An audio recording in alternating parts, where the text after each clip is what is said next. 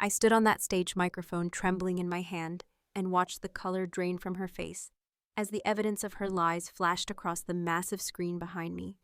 300 guests sat in stunned silence as the woman my brother was about to marry, the woman who had called me trash just minutes ago, realized her perfectly constructed world was crumbling. The contract with prestige portraits, the fake family photos, the so-called heirloom necklace, still available on Cartier's website. All of it projected in high definition for everyone to see. Her scream cut through the air like a knife. Then the real chaos began. But I'm getting ahead of myself. If you want to know how I ended up destroying my brother's wedding and saving his life in the process, make sure to like this video, subscribe for more stories of family drama and revenge, and drop a comment telling me what you would have done in my situation. Now let me take you back to where this nightmare really started. It was 6 months before that explosive wedding day, when Liam first brought Savannah Monroe home to meet us. I remember standing in the doorway of our modest but cozy apartment in the Castro district, watching this vision of elegance step out of a chauffeur-driven Mercedes. She wore a cream-colored Chanel suit that probably cost more than 3 months of my rent, and her honey blonde hair was styled in those effortless waves that only come from very expensive salons. Everything about her screamed old money, from her perfectly manicured nails to the way she held herself as if she owned whatever space she occupied. My brother Liam was absolutely smitten. At 32, he had spent the last decade building his architecture firm from the ground up, working 70-hour weeks and sacrificing any semblance of a personal life. He deserved happiness. When he looked at Savannah, his whole face lit up in a way I hadn't seen since before Mom died 5 years ago. That should have made me happy. Instead, something in my gut twisted with unease. The dinner that first night was uncomfortable in ways I couldn't quite articulate. Our father, ever the gracious host, had prepared Mom's famous lasagna, the one she used to make for special occasions. Savannah took one look at the ceramic dish on our worn dining table and smiled in a way that didn't reach her eyes. She pushed the food around her plate, barely eating, and spent most of the meal talking about her recent trip to the French Riviera and her family's vineyard in Sonoma. When Dad asked about her parents, she waved her hand dismissively and said they were traveling in Europe as they did every fall. I worked as an event coordinator for an upscale catering company, so I knew wealth when I saw it. But something about Savannah felt off. Real old money people, the ones I'd worked with planning galas and fundraisers, they didn't need to constantly mention their wealth. It was just part of the background, like breathing. Savannah, though, she name-dropped designers and destinations like she was reading from a script. Every story began with a mention of money or status.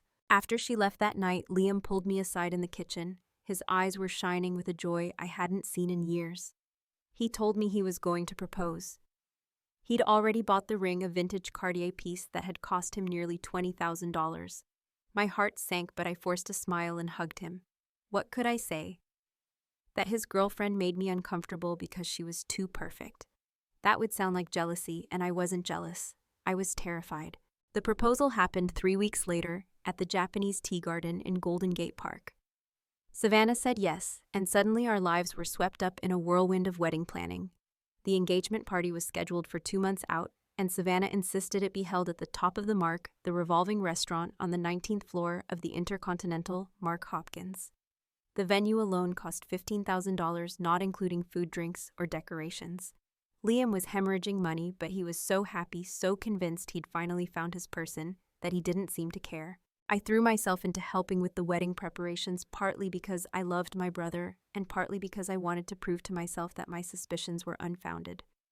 Savannah's mother, Eleanor Monroe, was supposed to fly in from Europe to help plan, but there was always some excuse. A delayed flight, a last-minute business emergency.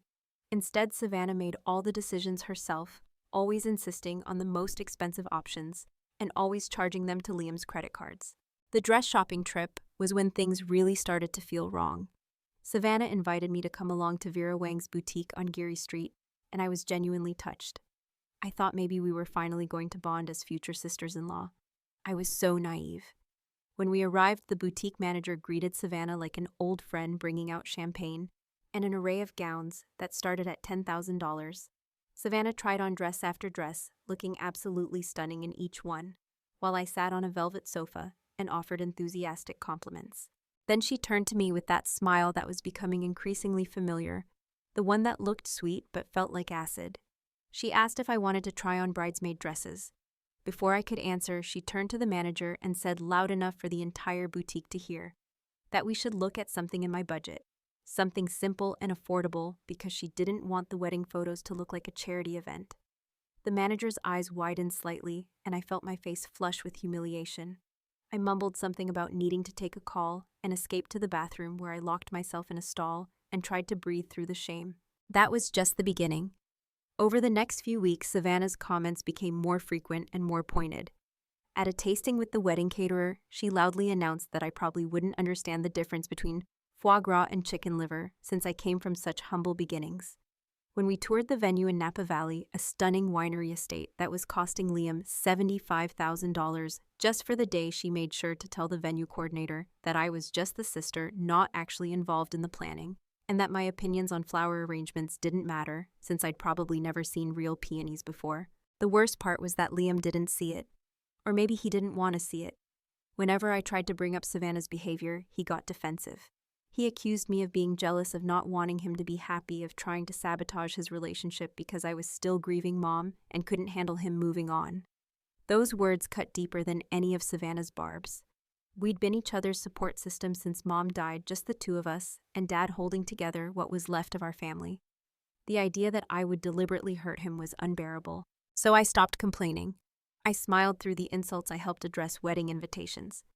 I organized the bridal shower, and I swallowed my pride every time Savannah made another comment about my clothes, my apartment, my career, or my lack of sophistication. I told myself that once they were married, we'd see less of her, and Liam would be happy, and that was what mattered. I could endure anything for my brother's happiness. Then came the engagement party, and everything I'd been suppressing came bubbling to the surface in the most humiliating way possible. The event was everything Savannah had envisioned: a glittering affair with 300 guests, crystal chandeliers, a live jazz band, and champagne that cost $200 a bottle.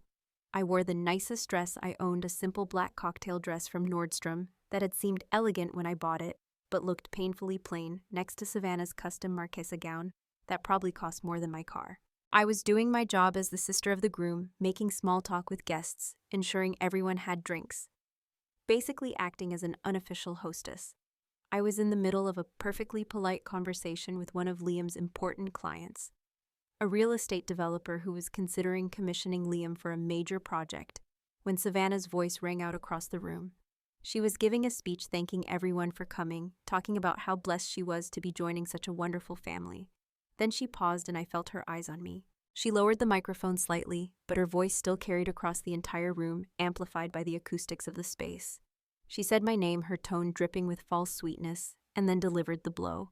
She said she knew I wasn't used to places like this, but the least I could do was try to act like I belonged there. She said she didn't want me to embarrass Liam. The room went silent. 300 pairs of eyes turned to look at me.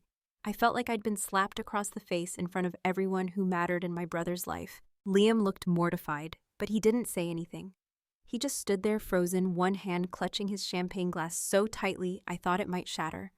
I forced myself to smile, a cold, brittle thing that felt like it might crack my face in half. Something inside me shifted in that moment. It wasn't just anger or humiliation, it was clarity.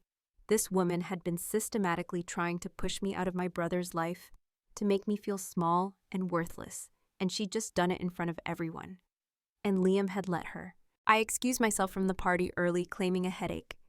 In reality, I went home and did something I should have done months ago. I started investigating Savannah Monroe. I pulled up her Instagram, which I'd glanced at before, but never really scrutinized. As I scrolled through her feed, I noticed something odd. Her account had only been created 13 months ago for someone who was supposedly a 28-year-old socialite from an old California family. There was no digital footprint before that. No college photos, no teenage snapshots, no evidence of a life before last year. The photos she did have were strange in their perfection. There were shots of her with her parents Richard and Eleanor Monroe at various upscale events and locations. But something about them felt staged. The smiles were too practiced, the poses too perfect. They looked less like candid family photos and more like stock images from a high-end lifestyle magazine. I zoomed in on one photo where Savannah was wearing the supposedly heirloom pearl necklace that Eleanor had given her, the one she claimed had been in the Monroe family for 3 generations. I recognized the design. I'd seen it before. I opened a new tab and went to Cartier's website. It took me 20 minutes of searching, but I found it. The Perle de Cartier necklace, part of their current collection, available for purchase for $32,000. It was the exact same piece Savannah wore in her photos, down to the specific arrangement of pearls and diamonds. An heirloom from 3 generations ago wouldn't be identical to a piece from Cartier's 2024 collection. My hands were shaking as I kept digging. I called my friend Marcus, who worked as a paralegal at a law firm downtown. I asked him as casually as I could if he could run a search on the Monroe Family Foundation that Savannah had mentioned several times, the charitable trust that supposedly managed their family's philanthropic endeavors in California. Marcus called me back 2 hours later. There was no Monroe Family Foundation registered in California. No charitable trust, no foundation, nothing. The organization Savannah had talked about so extensively simply didn't exist. I barely slept that night. My mind was racing with possibilities, each more disturbing than the last. The next morning, I had a meeting scheduled with my business partner, Julian Croft, to discuss the wine selection for the wedding. Julian ran the beverage side of our catering operation, and he had connections throughout Napa Valley's wine industry. He'd been dealing directly with Savannah on the wine choices for the reception. We met at our office in Soma, and Julian immediately started complaining. He said the Monroe family was strange, that something didn't add up. They insisted on the most expensive wines bottles that cost $300 to $500 each, but they were nickel and diming him on the service fees, arguing over every single line item on the invoice. Julian had worked with plenty of wealthy families over his 20-year career, and he said this wasn't how real old money behaved. People who actually had generational wealth understood that quality service cost money, and they paid for it without complaint. It was new money, the people still insecure about their status who performed wealth but counted pennies. His observation crystallized something in my mind. I told him about my discoveries about the fake Instagram history and the non-existent foundation. Julian's eyes widened, and then he did something I hadn't expected. He pulled out his phone and showed me an email exchange with Savannah. In one of the messages, she'd mentioned that the wedding was being partially sponsored by a production company that was documenting their love story. She'd asked if Julian would be willing to sign a release form allowing his business to be featured in the footage. The production company was called Prestige Portraits. I felt a chill run down my spine. I immediately Googled the company. Prestige Portraits wasn't a documentary production company. It was an agency that provided actors for hire people who would pose as family members, friends, or colleagues for various events. They specialized in what they called lifestyle authenticity services, essentially providing fake families and social circles for people who wanted to appear more connected or established than they actually were. The website featured testimonials from clients who had hired entire fake families for weddings, business events, and social gatherings. I spent the entire next week consumed by my investigation. I barely ate, barely slept. I was obsessed with finding proof, with understanding the full scope of what Savannah was doing to my brother. The wedding was now just 3 weeks away, and Liam had maxed out 2 credit cards paying for deposits and expenses. He'd taken out a personal loan for $30,000 to cover the venue and catering. If this wedding happened and it turned out Savannah was a fraud, the financial damage alone would devastate him. But the emotional damage, the betrayal, would be even worse. The breakthrough came during a site visit to the wedding venue. I'd driven up to Napa Valley to do a final walkthrough with the venue coordinator, checking on the logistics for the ceremony and reception. Savannah was supposed to meet me there, but she was running late. I was standing near the main building when I heard raised voices coming from around the corner. I recognized Savannah's voice immediately, sharp with panic and anger, in a way I'd never heard before. She was on the phone speaking quickly and frantically. I caught fragments of the conversation. She was saying something about needing more time, about the contract being almost up, about how the payday would be worth it if everyone just held on a little longer. Then she came storming around the corner, nearly running into me. Her face was flushed, her carefully maintained composure completely shattered. She mumbled something about a business emergency and rushed past me toward the parking lot. In her haste, she dropped her iPad. It clattered on the stone pathway, and I bent to pick it up automatically. The screen was still lit, showing her open email inbox. The top message had a subject line that made my blood run cold. It read, "Family Actor Contract. Final month," and it was from Prestige Portraits. I didn't even think. I pulled out my phone and took a photo of the screen. Then I opened the email and took photos of its contents too. It was a reminder that the contracts for Richard Monroe, Eleanor Monroe, and several other family members were expiring in 30 days. The email referenced an outstanding balance of $15,000 for services rendered and noted that the final payment was due upon completion of the wedding event. There was a line item breakdown. Richard was being paid $3,000.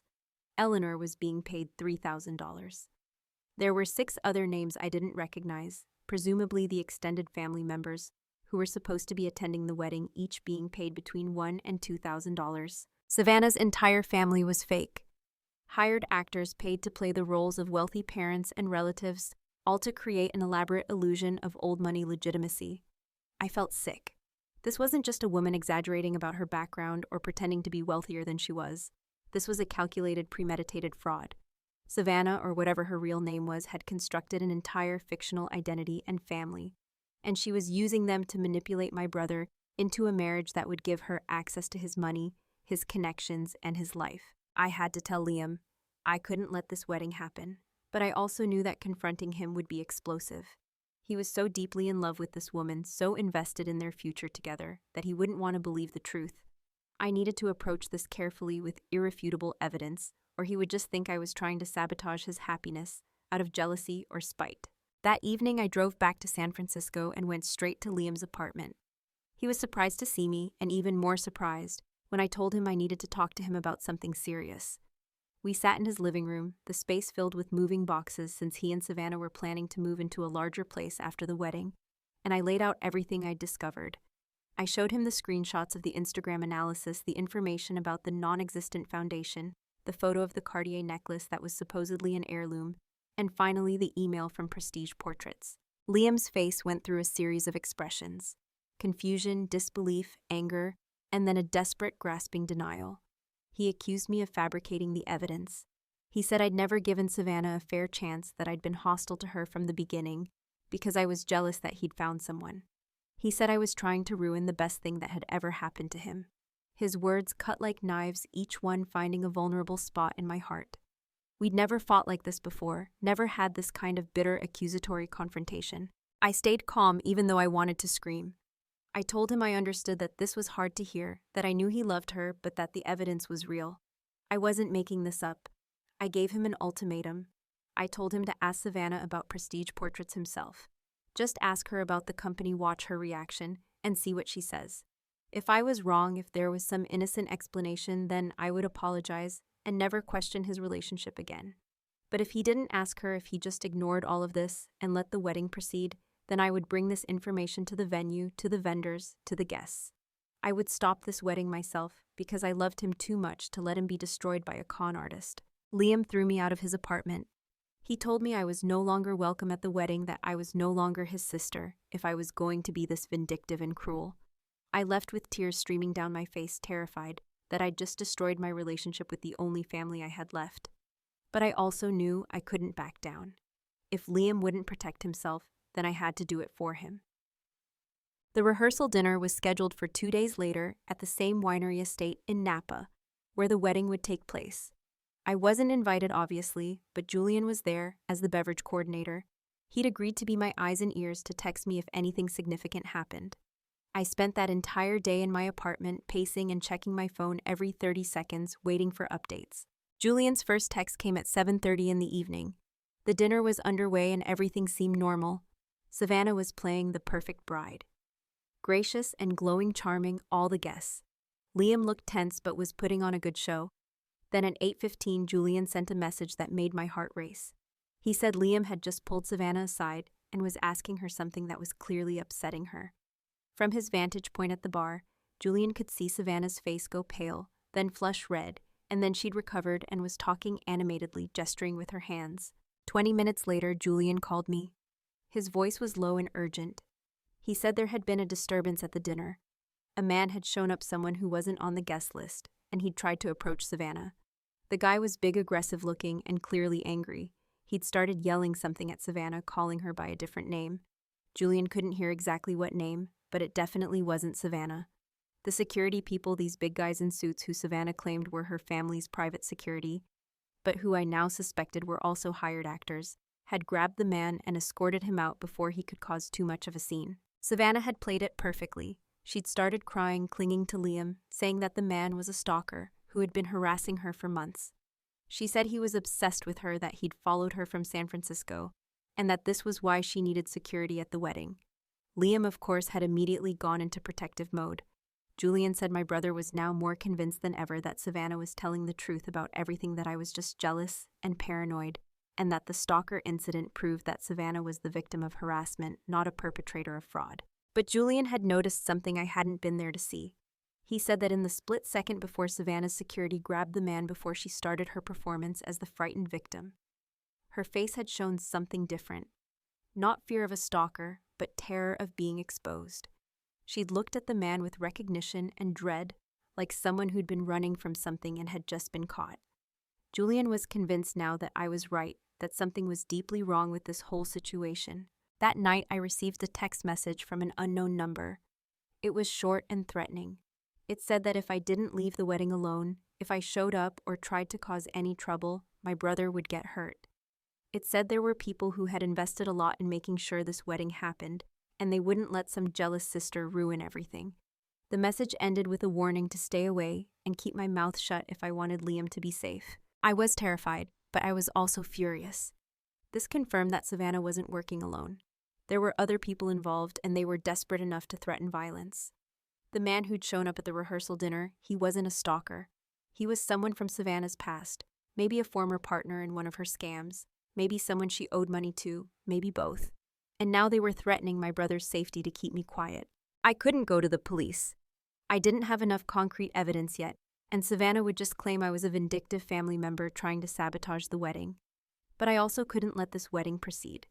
I made a decision. I would go to the wedding, I would bring all my evidence with me, and I would wait. If Savannah gave me any opening, any opportunity to expose her in a way that Liam and everyone else couldn't ignore, I would take it. I called Marcus, my paralegal friend, and I also called my lawyer, a woman named Jennifer Chen, who specialized in fraud cases. I explained the situation to both of them and asked them to be on standby for the wedding day. If things went south, I needed legal backup. I also contacted the venue's event coordinator and gave her a heads up that there might be some disruptions at the wedding. I didn't give her all the details, but I said there was a possibility of uninvited guests or disturbances, and I wanted to make sure the real security, the venue's own security team, was aware and prepared. The coordinator was concerned, but agreed to have additional security on hand just in case. The morning of the wedding, I woke up before dawn with my stomach in knots. I hadn't slept more than 2 hours. I kept replaying every possible scenario in my head, every way this could go wrong. Liam wasn't speaking to me. He'd blocked my number after our fight. If I showed up at this wedding and I was wrong, if Savannah somehow had explanations for everything, I would lose my brother forever. But if I didn't show up and she was everything I suspected she was, I would lose him anyway, just in a much more painful and expensive way. I chose a simple navy dress, professional and understated. I wasn't there to compete with anyone or make a statement with my appearance. I was there for one purpose only: to protect my brother. I drove up to Napa Valley, my hands gripping the steering wheel so tightly my knuckles went white. The venue was even more beautiful than I remembered: a sprawling estate with manicured gardens, rows of grapevines stretching into the distance, and a stunning stone terrace where the ceremony would take place. It was a perfect California fall day, sunny and warm, with a gentle breeze. It would have been an absolutely perfect wedding if the bride wasn't a complete fraud.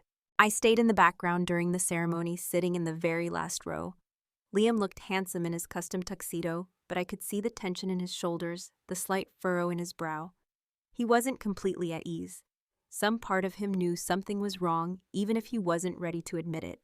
Savannah looked stunning, of course, in a wedding gown that had cost $18,000. Her fake parents sat in the front row, playing their roles perfectly, dabbing at their eyes with handkerchiefs and beaming with pride. The ceremony was traditional and beautiful. They exchanged vows, they kissed, and everyone applauded. I felt sick. Then we all moved to the reception area, a huge tent decorated with thousands of white flowers and crystal chandeliers. The dinner service began, course after exquisite course, accompanied by the expensive wines that Julian had sourced. The hired band played, people danced, and everything was picture perfect. Then came the speeches. Liam spoke first, thanking everyone for coming and talking about how lucky he felt to have found Savannah. He looked at her with such love and trust that I almost broke down right there. Then it was Savannah's turn. She stood up graceful and poised in her reception dress, a different gown she'd changed into for the evening. She thanked the guests, she thanked Liam, and then she turned her attention to me. I should have seen it coming. It was exactly the kind of power move she would make, another public humiliation to put me in my place and cement her victory. She looked directly at me, her smile warm for the benefit of the crowd, and she started to speak. She said she wanted to thank me personally to acknowledge my contributions to the wedding planning. Then she delivered the blow. She said that thanks to me, she'd learned exactly how big the gap was between real class and people who were just trying to reach for it. She said I'd been a constant reminder of where they'd come from and how far they'd risen. She thanked me for always showing them what they no longer had to settle for. The room went silent. 300 people were staring at me again, just like at the engagement party, but this time it was worse. This time it was in front of Liam's colleagues, his clients, his friends, everyone who mattered in his professional and personal life. And Savannah had just publicly stated that I was beneath them, that I was an embarrassment, that I was trash they'd left behind. I saw Liam's face go rigid. For the first time since this whole nightmare began, I saw doubt creep into his eyes. He looked at Savannah like he was seeing her for the first time, really seeing her, and what he saw was making him uncomfortable. But she was still talking, still smiling that venomous smile, and I knew this was my moment. If I was going to act, it had to be now. I stood up. Every eye in the room tracked my movement. I walked calmly to the small stage area where Savannah was standing. Julian, bless him, was already at the AV controls. We'd planned for this possibility. If I gave him the signal, he would be ready. I reached Savannah and she handed me the microphone with a smug expression, probably thinking I was going to thank her, or apologize, or run away in tears. Instead, I turned to face the crowd. I spoke clearly and calmly, my voice amplified through the sound system. I said that class and authenticity weren't about money or status. They were about truth. And since we were talking about truth, I thought the guests might be interested in learning a few things about their hostess. Julian projected the first image onto the massive screen behind us. The same screen that had been showing romantic photos of Liam and Savannah throughout the evening. It was a screenshot of the email from Prestige Portraits, the subject line clear, and damning family actor contract. Final month. I heard gasps from the crowd. Savannah's face went from smug to shocked to terrified in the space of a heartbeat. I kept talking. I said that a real family doesn't need contracts. I said that real heirlooms aren't available for purchase on Cartier's current website. Julian projected the next images, side-by-side comparisons of Savannah's heirloom necklace and the identical piece from Cartier's 2024 collection. Then he showed screenshots from the Prestige Portraits website, photos of their roster of actors for hire, including professional headshots of Richard and Eleanor Monroe, along with several other members of Savannah's fake extended family. The crowd was in an uproar. Savannah tried to grab the microphone from me, but I held on. I kept speaking. I said that I had documentation of a non-existent charitable foundation, fake social media histories, and financial records showing that Liam had paid over $200,000 for a wedding to a woman whose entire identity was a fabrication. I said that the so-called stalker from the rehearsal dinner was probably someone from her real past. Someone who knew the truth about who she really was. That's when everything exploded. The man from the rehearsal dinner, along with two other rough-looking men, burst into the tent. The venue's real security tried to intercept them, but they were shouting, demanding to know where Sarah was. Sarah, not Savannah, Sarah. The man in front, I would later learn his name was Marco, pushed past the security guards and pointed at Savannah. He screamed that her real name was Sarah Jenkins, that she'd run out on him and 3 other partners after a real estate fraud scheme in Arizona, and that she'd stolen over $200,000 from their operation. He said she'd been running cons like this for years, creating fake identities, targeting successful single men, draining their bank accounts, and disappearing before anyone could catch her. He wanted his money back, and he wasn't leaving without it. The hired actors who'd been playing Savannah's family immediately broke character. Richard ripped off his suit jacket and yelled that he hadn't been paid for this gig, and he wasn't going to jail for anyone. Eleanor was already running for the exit. The rest of the fake family scattered like startled birds. It was complete chaos. Savannah or Sarah or whoever she really was tried to run. She grabbed Liam's arm, crying, begging him to believe her, saying this was all a misunderstanding, that she could explain everything. But Liam pulled away from her. His face was white with shock, his eyes hollow with betrayal. He looked at her like he didn't recognize her, like the woman he loved was a stranger wearing a familiar mask. Then he turned to me. He didn't say anything at first, just looked at me with this expression of devastation and gratitude and grief all mixed together. Then he stepped between me and Savannah, physically placing himself as a barrier. He looked at her and said in a voice I barely recognized, because it was so cold and so final, that she hadn't just lied to him. She'd insulted his family, the people who actually mattered. He took off his wedding ring, the ring they'd exchanged less than 6 hours ago, and he threw it on the ground at her feet. The real security guards, the ones from the venue, were trying to restore order. Jennifer, my lawyer, had already called the police the moment Marco and his associates showed up, knowing this was going to escalate. The police arrived within 15 minutes. Marco was still screaming about his money. Savannah was crying, but they were calculated tears, the kind designed to elicit sympathy. She tried to claim she was the victim, that Marco was harassing her, that I had fabricated evidence, that this was all a conspiracy because I was jealous. But the police took statements from everyone. Julian provided his testimony about the suspicious financial arrangements. Marcus had done more research and found records of Sarah Jenkins in Arizona, wanted for questioning in connection with a real estate fraud case. The Prestige Portraits contract was real, and the company, when contacted, confirmed they'd been hired to provide actors for a 6-month period. The veneer cracked completely. Sarah Jenkins, Savannah Monroe, whoever she really was arrested that night along with Marco and his associates for trespassing and making threats. The fake family members were questioned but eventually released since they'd just been hired actors doing a job. The wedding was over.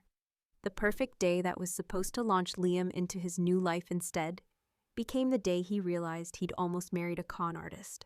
The aftermath was brutal. Liam was devastated, humiliated, and financially destroyed. He'd spent over $200,000 on the engagement, the ring, the wedding, and various other expenses.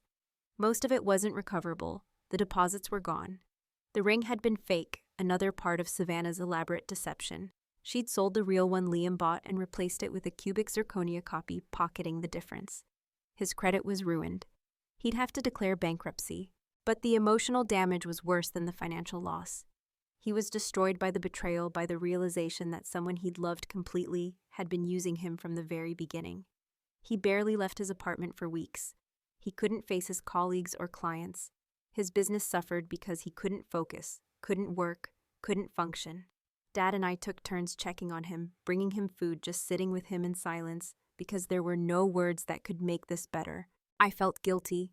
Even though I'd saved him from making an even bigger mistake, even though I'd exposed the truth before Sarah could drain him completely, I still felt responsible for his pain.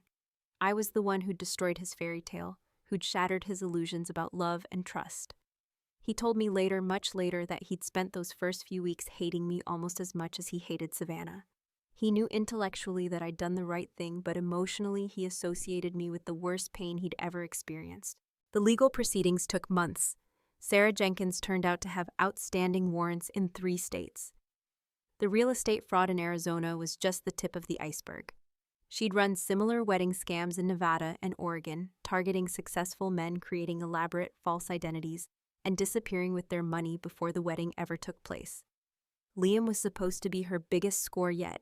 She'd planned to go through with the wedding this time, establish herself legally as his wife, and then drain his business accounts and personal assets over the course of a year, before filing for divorce and taking half of everything. Marco, her former partner from Arizona, had tracked her down after she'd stolen his share of their last con. He'd been watching her for weeks, waiting for the right moment to confront her and demand his money. When he'd shown up at the rehearsal dinner, it was because he'd realized she was about to complete another major fraud, and he wanted his cut. His interference, as violent and chaotic as it was, had actually corroborated my evidence and made it impossible for Sarah to maintain her victim narrative. The story made local news. Several victims from Sarah's previous scams came forward. The district attorney built a strong case. Sarah was eventually sentenced to 8 years in prison for fraud, identity theft, and various other charges across multiple jurisdictions. Prestige Portraits, the actor agency, faced legal scrutiny and eventually shut down. It turned out they'd been complicit in several fraudulent schemes. Not just Sarah's, and the owners faced charges of conspiracy to commit fraud. For Liam and me, the real work was just beginning. He had to rebuild his life from scratch. The financial damage was severe. but with bankruptcy protection and a payment plan, he was able to keep his business. His reputation in the architecture community actually improved once the story got out. People saw him as a victim of a sophisticated con, not as someone who'd made poor choices. Several of his former clients, including the real estate developer I'd been talking to at the engagement party, reached out to offer support and new projects. They respected the fact that he'd handled the situation with dignity once the truth came out. The emotional healing took longer. Liam went to therapy, something he'd always been resistant to before. He worked through his trust issues, his shame, his anger at Sarah and at himself for being fooled so completely. He told me that one of the hardest parts was forgiving himself for not believing me sooner, for pushing me away when I tried to warn him. We spent hours talking, really talking, for the first time since Mom died. We'd both been so focused on just surviving, on getting through each day, that we'd stopped really communicating about the hard stuff. Our relationship grew stronger through this nightmare. He told me he'd never forget that I'd been willing to lose him completely in order to save him. That I'd endured months of insults and abuse from Savannah without fighting back because I didn't want to make things harder for him. That I'd risked everything, including our relationship, to expose the truth. He said it was the most profound act of love anyone had ever shown him, and it made him realize how much he'd taken me for granted. 6 months after the wedding that never was, things had settled into a new normal. Liam's business was recovering. He'd taken on a junior partner to help manage the workload, and he was actually enjoying architecture again, instead of just grinding through projects for money. He'd started dating cautiously and slowly, being much more careful about who he let into his life. He'd learned to spot red flags, to trust his instincts when something felt off, and to value substance over surface glamour. My own life had changed too. The wedding debacle had brought unexpected attention to my catering business. Julian and I were approached by several high-profile clients who were impressed by our professionalism during the crisis and our loyalty to our friend. We landed a contract to coordinate a major charity gala for a Silicon Valley tech foundation, our biggest client yet. The event was a massive success, and it opened doors we'd never expected. Within a year, our business had tripled in size, and we were coordinating events for some of the most influential people in the Bay Area. But more than the professional success I gained, something more valuable. I learned that standing up for what's right, even when it costs you everything, is worth it. I learned that real love, the kind that matters, isn't about being perfect or maintaining comfortable illusions. It's about telling hard truths, even when they hurt. It's about protecting the people you care about, even when they don't want to be protected. It's about being willing to be the villain in someone's story, if it means saving them from something worse. The story broke nationally when a journalist from the San Francisco Chronicle wrote an investigative piece about Sarah Jenkins and her elaborate cons. The article detailed how she'd exploited dating apps and professional networking sites to identify targets, how she'd used the Prestige Portraits agency to create false credibility, and how she'd nearly gotten away with it multiple times before. I was interviewed for the piece, and my quotes about family loyalty and trusting your instincts resonated with a lot of readers. That article led to more media attention. I was invited to speak on a podcast about financial fraud and emotional manipulation. Then another podcast about wedding industry scams. Then a local TV morning show about protecting yourself from con artists. I never sought out the attention, but I realized I had a story that could help other people avoid similar situations. I started speaking more openly about the warning signs I'd noticed, the red flags that I'd initially dismissed, and the importance of doing due diligence, even when it feels unromantic or cynical. One of the most gratifying moments came about 8 months after the wedding. I received an email from a woman in Seattle who'd seen my interview on the morning show. She said her brother was engaged to a woman who exhibited many of the same behaviors I described. The excessive focus on wealth and status, the family that was always unavailable or traveling, the insistence on expensive everything while being strangely evasive about her own finances. The woman in Seattle had started investigating and found similar discrepancies. She confronted her brother with the evidence, and although he was initially angry and defensive, he eventually agreed to hire a private investigator. The investigator discovered that the fiancé was already married to someone else in another state and was running a bigamy scheme to access her brother's tech company stock options. The wedding was called off, the woman was arrested, and the brother, though heartbroken, was grateful to have escaped before legally tying himself to a criminal. The woman from Seattle thanked me for sharing my story, saying that without it, she might have doubted herself and stayed silent, and her brother would have been destroyed. That email made everything worthwhile. All the pain, all the conflict, all the months of stress and fear and doubt, they mattered because they'd helped someone else avoid the same trap. I realized that Savannah, or Sarah, or whatever her real name was, had inadvertently given me a gift. She'd taught me that I was stronger than I'd ever known, that my instincts were reliable, and that fighting for the people you love, even when they don't want you to fight, is sometimes the most important thing you can do. Liam and I hosted Thanksgiving dinner that year at our childhood home, the one Dad still lived in, with all of Mom's touches still visible in every room. It was just the three of us, but it felt more like a real family gathering than any of the elaborate events Savannah had planned. We cooked Mom's recipes, we told stories about her, we laughed about the absurdity of the whole wedding disaster now that enough time had passed to find humor in it. After dinner, Liam pulled out a folder of architectural drawings. He'd been working on designs for a house, something completely different from his usual corporate projects. It was a home for himself, modest but beautiful, with clean lines and lots of natural light. No pretension, no excess, just honest, functional beauty. He said he was going to build it himself slowly, doing as much of the work as he could with his own hands. He wanted to create something real, something that reflected who he actually was rather than who he'd been trying to become to please Savannah. He showed me the plans for the kitchen, and I realized he'd designed it to look almost exactly like Mom's kitchen, the one we were sitting in. Same layout, same warm feeling, just updated and refined. When I pointed it out, he smiled and said that was the whole point. He'd spent so long chasing after some fantasy of sophistication and status that he'd forgotten what actually mattered. Mom's kitchen, where we'd gathered for every important moment of our lives, where she taught us to cook and to talk through problems, and to be there for each other, that was real wealth. That was the kind of legacy worth building. Dad just sat there listening to us, tears running down his weathered face, smiling wider than I'd seen him smile since Mom passed. He said we'd both grown up in ways that would have made her so proud. We'd faced something that could have torn our family apart forever, and instead we'd come through it stronger and more connected than ever. That night, after Dad had gone to bed and Liam and I were cleaning up the kitchen together, he turned to me and said something I'll never forget. He said that Sarah had tried to teach him that his life, his background, his family weren't good enough, that he needed to become someone else, someone richer and more polished and more impressive to deserve love and happiness. But I had taught him the opposite. I'd shown him that the most valuable things in life, loyalty and truth and family, were things he'd had all along. He didn't need to change who he was.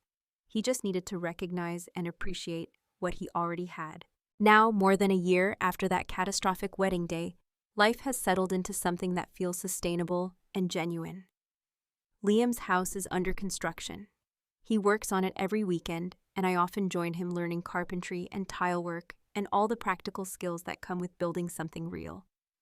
Julian and I landed another major contract this time for a 3-day corporate retreat for a Fortune 500 company. Dad started dating again a kind woman named Patricia, who runs a bookstore in the Mission District and who makes him laugh in a way we haven't heard since Mom died. As for me, I learned that being right isn't the same as being happy, but sometimes being right is necessary before happiness is possible. I learned that you can love someone and still set boundaries with them. I learned that protecting someone sometimes means making them angry at you. And I learned that family isn't about perfection or pretense. It's about showing up, telling the truth, and staying in the fight even when everything gets messy and complicated and painful. Sarah Jenkins is serving her sentence in a federal correctional facility in California. I don't think about her often anymore. When I do, I don't feel anger or hatred. Mostly I feel pity. She'd built her entire life around deception and manipulation, and in the end, she had nothing real, no genuine relationships, no authentic accomplishments, no true sense of self. She'd spent so much energy creating false identities that she'd lost track of who she actually was underneath all the lies. The wedding industry has changed a bit too. After the media coverage of Sarah's scams, several wedding planning companies and venues implemented new verification processes for clients. Background checks became more common. References were actually contacted and confirmed.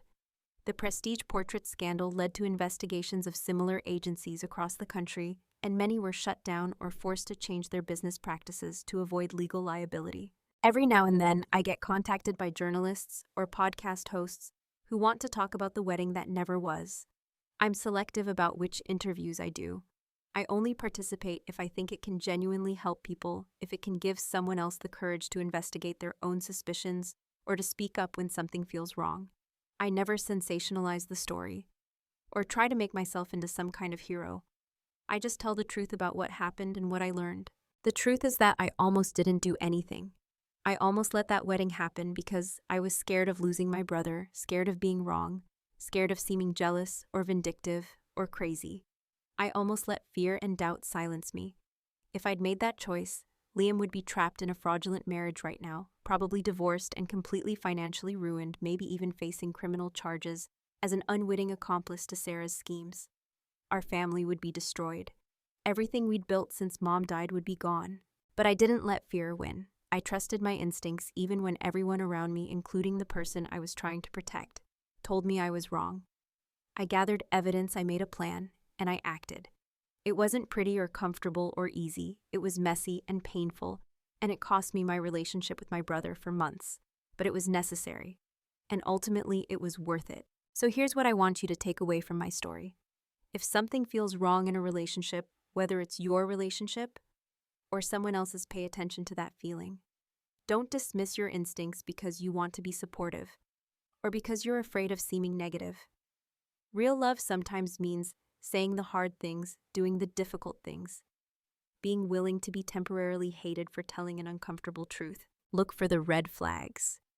When someone's story doesn't add up, when their history is suspiciously absent or vague, when they isolate you from the people who care about you, when they need constant financial support, but their supposed wealth never materializes, when they put you down in front of others while claiming to love you. These are warnings. They're telling you something important about who this person really is and what they really want from you. Don't be afraid to investigate.